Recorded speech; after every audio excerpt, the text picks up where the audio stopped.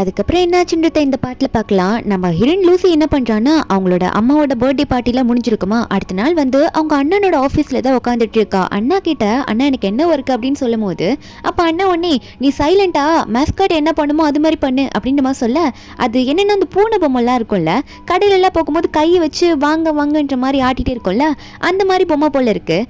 அந்த பொம்மை மாதிரி நம்ம ஹீரோயின் வந்து கையாட்டிட்டு இருக்க, திடீர்னு பார்த்தா நம்ம ஹீரோ ஜி வந்து நம்ம ஹீரோனோட அண்ணனை பார்க்க வந்து நிற்கிறாரு. அப்போ ஹீரோனோட அண்ணவும் வாங்க அப்படின்னு நம்ம சொல்ல, இவர் வந்து கொஞ்சம் நல்ல ஃபேமஸான ஆள். நம்ம ஹீரோ வந்து பெரிய கம்பெனியோட ஓனர்ன்றதுனால உட்கார வைக்கும் போது ஹீரோ வந்து நம்ம ஹீரோனோட அண்ணன் கிட்ட ஏதோ கோஆப்ரேஷன் டீலிங் பற்றி தான் பேசி வந்திருப்பாங்க போல. அப்போ நம்ம ஹீரோனும் அதை கூட கண்டுக்காம அந்த போன பொம்மை மாதிரியே பண்ணிட்டு இருக்க. அப்போ ஹீரோனோட அண்ணன் ஒன்னே உங்களுக்கு நிறைய கம்பெனி தெரியும், ஆனால் எதுக்கு எங்கள் கம்பெனி கூட பார்ட்னர்ஷிப் வச்சுக்கணும்னு நினைக்கிறீங்க, டீல் பேசணும்னு நினைக்கிறீங்கன்னு கேட்கும் போது ஹீரோன் இதை கேட்டோன்னு நினைக்கிறா, ஐயோ பாட்டுக்கு பொசுக்குன்னு என்ன லவ் பண்ணுறதுனால தான் அண்ணனுக்கு வந்து டீல் பேச வந்திருக்கேன் அப்படின்னு நம்ம சொல்லிட்டு என்ன பண்ணுறதுன்னு நினைக்கும் போது ஹீரோ வந்து அப்படிலாம் இல்லை எனக்கு பிடிச்சிருக்கு அதான் பண்ணிட்டுன்னு சொல்லும் போது ஹீரோனோட அண்ணனும் ஓகே சொல்லிட்டு ஷேக் ஹேண்ட் கொடுத்துக்கிறாங்க. அப்போ ஹீரோனும் ஏதோ பண்ணிட்டு போங்க அப்படின்னு நம்ம நினச்சிட்டு இருக்கும் போது ஹீரோ ஒன்னே சரி நம்மளோட டீலிங் பேசிட்டு இருக்கோம்ல, இனிமேல் நம்ம பார்ட்னர்ஸ் தானே, எனக்கு ஒர்க் விஷயமா உங்கள் தங்கச்சி எனக்கு அசிஸ்டண்ட்டாக வந்தால் நல்லா இருக்கும்னு நினைக்கிறேன், ஏன்னா அப்போதான் வந்து நமக்குள்ளே இருக்க டீலிங்லாம் ப்ராப்பராக போகும் அப்படின்னு நம்ம சொல்லிட்டு இருக்க. ஹீரோனோட அண்ணன் ஒன்னே அதெல்லாம் முடியாது, அவள் இப்போ தான் கிராஜுவேட்டாக ஆயிருக்கா, அதனால வந்து உங்களுக்கு அசிஸ்டண்ட் எல்லாம் வரமாட்டா, அவள் ஏன் கூட தான் இருப்பான்னு சொல்லிட்டு இருக்க. அப்போ ஹீரோ ஒன்னே அதையே நீங்க சொல்றீங்க, ஒரு வாட்டி உங்க தங்கச்சி கிட்ட அந்த முடிவை கேட்டு பார்க்கல அப்படின்ற சொல்லும் போது ஹீரோனா கோத்து விட்டுட்டான்டா, நான் ஏன் நடுவில் இப்படி என்னை இழுத்து விடுறீங்க அப்படின்ற மாதிரி இருக்கு. நம்ம ஹீரோனுக்கு என்ன சொல்லணும்னு தெரியல, அண்ணன் வேற உன் பதில சொல்லுன்னு கேட்க. அப்போ ஹீரோன் ஒன்னே அது இன்னும் பண்றது, இப்போ வந்து கண்டிப்பா ஹீரோக்கு ஆப்போசிட்டா பேசினா ஹீரோவும் அவளும் இப்போ ஒரு லவர்ஸ் மாதிரி இருக்காங்க, இதுல வேற நம்ம ஹீரோன் அவர் கூட ஸ்டே வேற பண்ணியிருப்பா, அண்ணனுக்கு எதுனா தப்பா தெரிஞ்சிரு போகுது அப்படின்னு நினைச்சிட்டு ஹீரோக்கு தானே சப்போர்ட் பண்ணி ஆகணும், அதனால நான் அவருக்கு அசிஸ்டண்டா இருக்கேன்னு சொல்ல. அப்போ ஹீரோனோட அண்ணன் ஒன்னே இல்லை நேற்று நடந்த எங்கள் அம்மாவோட பர்த்டே பார்ட்டியில் அவள் ரொம்ப குடிச்சிட்டா, அந்த போதையில் இப்போ மறுபடியும் உளறிட்டு இருக்கா, அவளுக்கு கொஞ்சம் டைம் வேணும் அப்படின்ற மாதிரி ஹீரோ கிட்ட சொல்லிட்டு இருக்காரு.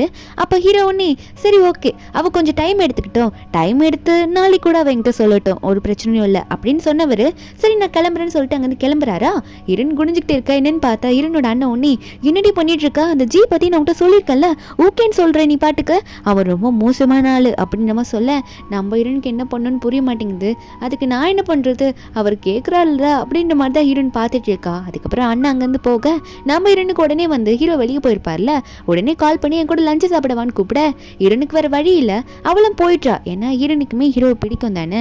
போனவ ஐயோ அண்ணன் பார்த்துட போகிறான் அப்படின்னு நினச்சிட்டு வேகமாக போயிட்டு கார்க்குள்ளே ஏறி உட்காரலாம், உட்காந்துக்கிட்டு சீக்கிரம் வண்டி எடுங்க யாருன்னா பார்த்துட போகிறாங்க அப்படின்னு சொல்ல ஹீரோ ஒன்னே உங்கள் அண்ணனுக்கு என்ன அவ்வளோ பயமா உனக்கு, நம்ம லவர்ஸ் தானே அப்படின்ற மாதிரி சொல்லிட்டு இருக்க. அப்போ ஹீரோன் ஒன்னே என் அண்ணனுக்கு பயம்லாம் இல்லை இருந்தாலும் எடுங்களேன் அப்படின்னு சொல்லும் போது ஹீரோ ரொம்ப கலாய்க்கிறாரா நம்ம ஹீரோன்னு. நம்ம ஹீரோன் வந்து அப்பெல்லாம் பயம் இல்லை வண்டி எடுங்க அப்படின்னு மாதிரி சொல்லிடுறா. அதுக்கப்புறம் ஹீரோவும் சரி போலான்ற மாதிரி சொல்லிட்டு ஹீரோனை வந்து அவர் வீட்டுக்கு தான் கூட்டிட்டு போறாரு. கூட்டிட்டு போயிட்டு ஹீரோனுக்கு அவரே தான் லஞ்ச் எல்லாம் ரெடி பண்ணிலாம் கொடுக்குறாரு. அதுக்கப்புறம் நம்ம ஹீரோனை சாப்பிட சொல்லும் போது நம்ம ஹீரோ அப்பா கேட்குறாரு என்ன முடிவு எடுத்திருக்க நீ இப்பவே எனக்கு சொல்லு யோசிச்சது போதும் அப்படின்னு சொல்லும் போது ஹீரோயின் வந்து ஓ அந்த அசிஸ்டண்ட்டுக்கா சரி சரி நான் உங்களுக்கு அசிஸ்டண்டா கண்டிப்பா இருக்கேன் அப்படின்ற மாதிரி சொல்றா. அப்ப ஹீரோஜி என்ன சொல்றாருன்னா அப்ப நாளையிலேருந்து எனக்கு வந்து ஒர்க்குக்கு நீ ஜாயின் பண்ணிக்கோ என் கூட அப்படின்ற மாதிரி சொல்லிட்டு இருக்காரு. நம்ம ஹீரோனா என்ன நாளைக்கே வா என்ன இவ்வளோ சீக்கிரம் சொல்லிட்டு இருக்கீங்க அதுக்குள்ளே எப்படி வருது அப்படின்ற மாதிரி தான் ஹீரோன் கேட்டுட்டு இருக்கா. அதுக்குள்ளே கூப்பிட்றீங்களேன்னு சொல்லும் போது அப்போ ஹீரோ உடனே என்ன இப்படி பேசுற அப்படின்ற மாதிரி ஹீரோன் கிட்ட க்ளோஸாக வந்துட்டு புரிஞ்சதில்ல நான் சொல்கிறத கேளு நாளைக்கே நீ வர அப்படின்ற மாதிரி சொல்ல நம்ம ஹீரோனுக்கு என்ன பண்ணுறதுன்னு தெரியல. அதுக்கப்புறம் ஹீரோன் வந்து அடுத்த நிமிஷமே அண்ணன் கிட்ட பெர்மிஷன் கேட்கணும்னு சொல்லிட்டு அண்ணன் கிட்ட போய் ஐஸ் வைக்க அண்ணனோ என்ன வேணும் அப்படின்ற மாதிரி கேட்குறாரா.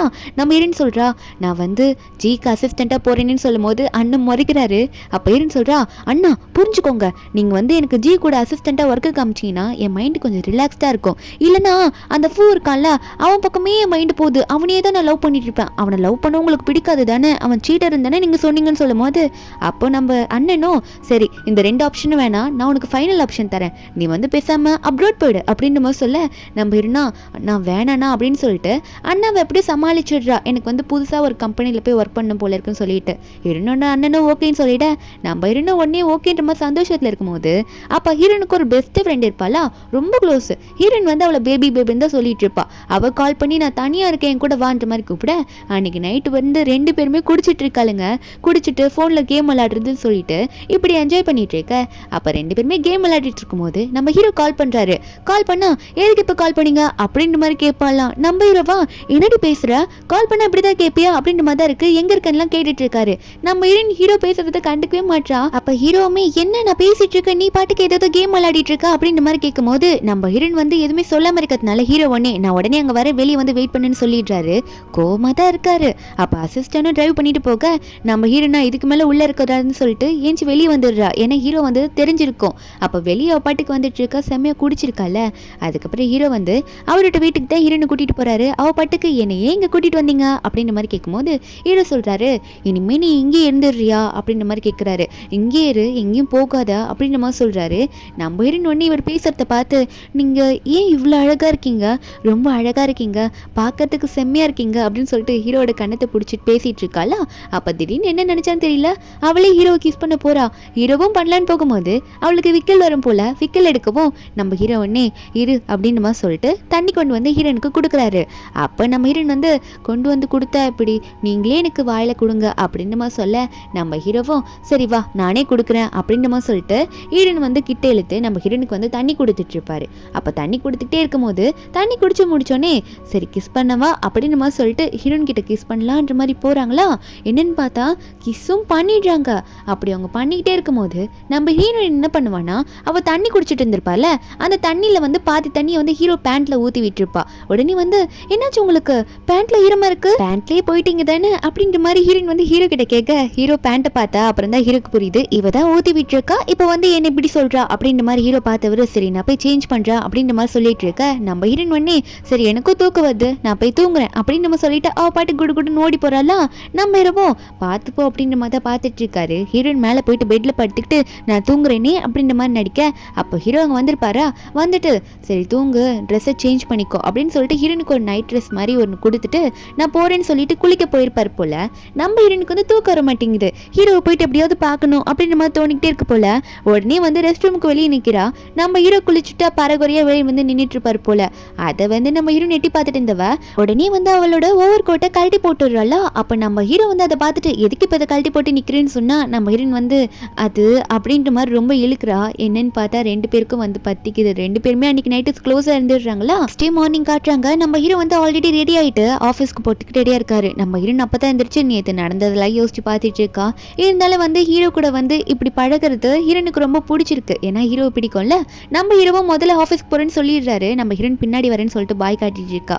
அதுக்கப்புறம் ஆஃபீஸ்க்கு போயிட்டு எனக்கு என்ன வேலை அப்படின்ற மாதிரி ஹீரோ கிட்ட கேட்குறா. ஏன்னா ஹீரோவோட அசிஸ்டன்ட் தானே அவ.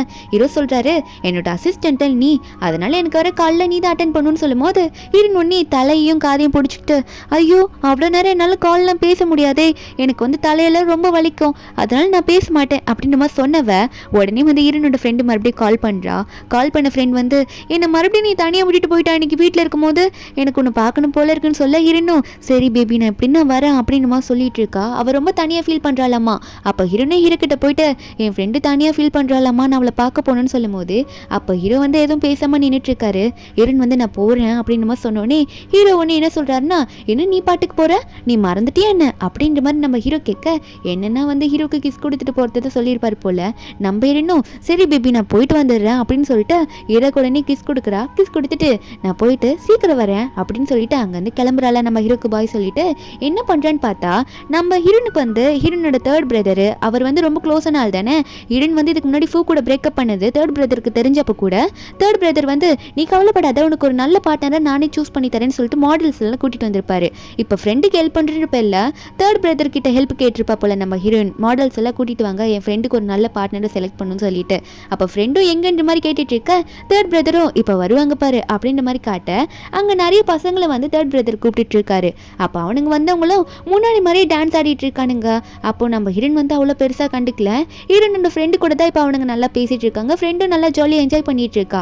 அப்போ நம்ம ஹீரோனுக்கு வந்து அவன் நினைப்பு ஃபுல்லாமே ஹீரோ மேலே தான். என்னதான் இத்தனை பேர் இருந்தாலும் அவன் ஆசைப்படுற மேலே தானே அவளுக்கு நினைப்பு இருக்கும். அந்த நேரத்தில் வந்து ஹீரோனுக்கு ஹீரோ கிட்ட இருந்து கால் வருதா. ஹீரோயின் உள்ள சவுண்ட் இருக்குன்னு சொல்லிட்டு வெளியே போயிட்டு பேசிட்டு இருக்கா. என்னன்னு சொல்லுங்க நான் எங்கள் ஃப்ரெண்டு கூட தான் இருக்கேன் அப்படின்னு மாதிரி சொல்லிட்டு இருக்கா. வீட்டில் இருக்கேன்ற மாதிரி போய் சொல்லிட்டு இருக்கா.